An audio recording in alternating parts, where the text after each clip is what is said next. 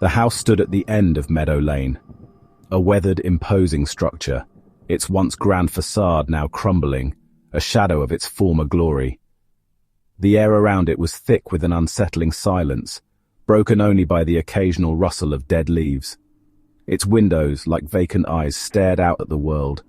They seemed to hold countless untold stories, each more chilling than the last. The glass panes, cracked and dirty, reflected a history long forgotten. No one dared to approach.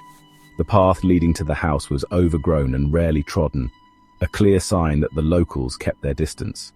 Whispers of ghostly apparitions and strange noises kept even the bravest souls away. The garden was overgrown, a testament to years of neglect.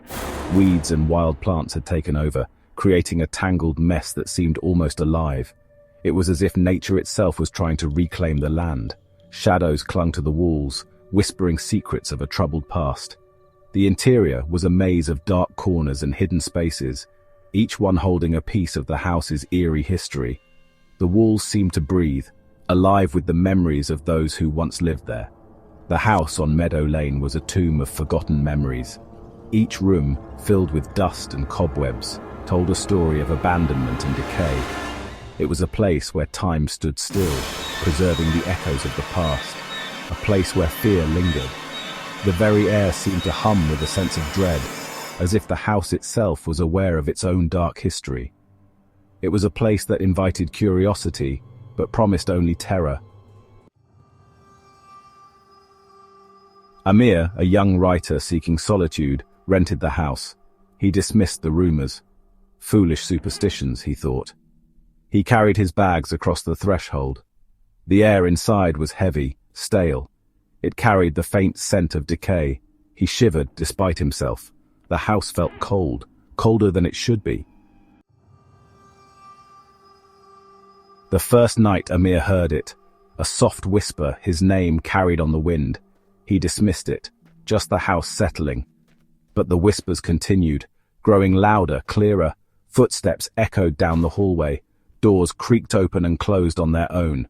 Amir felt a chill. He was being watched. But by what? Section 4. The Growing Terror.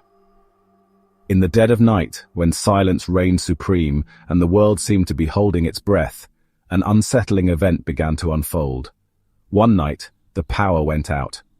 The house was plunged into an abyss of darkness, every corner now a potential hiding place for the unknown. Amir fumbled for a candle.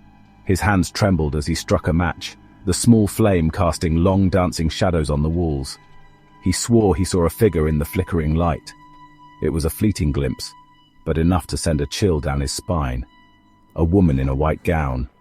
She seemed to float just beyond the reach of the candle's glow, her presence both ethereal and terrifying. Her face was obscured by shadow. Amir's heart raced as he tried to make out her features, but the darkness kept her identity a mystery. She reached out to him, her voice a mournful whisper. The words were unintelligible, but the sorrow in her tone was unmistakable. He blinked and she was gone. He was terrified now. The room felt colder, the air heavier, as if the very atmosphere had changed. This was no longer just a haunted house. This was something more, a place where the boundaries between the living and the dead seemed to blur, where fear took on a life of its own. Section 5. The Revelation. Driven by fear and curiosity, Amir researched the house's history.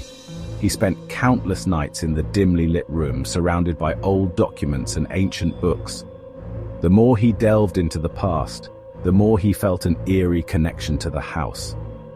He discovered a tragic tale. The house had witnessed a sorrowful story that had been buried in time. Old family photos and dusty newspaper clippings revealed the life of a woman who had once lived there. A woman, betrayed by her lover, had hanged herself in the house. The room where she ended her life remained untouched, a silent witness to her despair. Her spirit, unable to find peace, was said to haunt the house. The locals whispered about sightings of a ghostly figure, a shadowy presence that roamed the halls at night. He looked at the attic door, suddenly remembering the rope he had seen hanging there. The image of the rope haunted his thoughts, a chilling reminder of the house's dark past. The ghost was not a woman. Amir's research revealed a shocking twist. The spirit that haunted the house was not the betrayed woman, but the lover, forever waiting to join his lost love in death. The tragic tale of love and betrayal had bound their spirits to the house, eternally waiting for a reunion that would never come.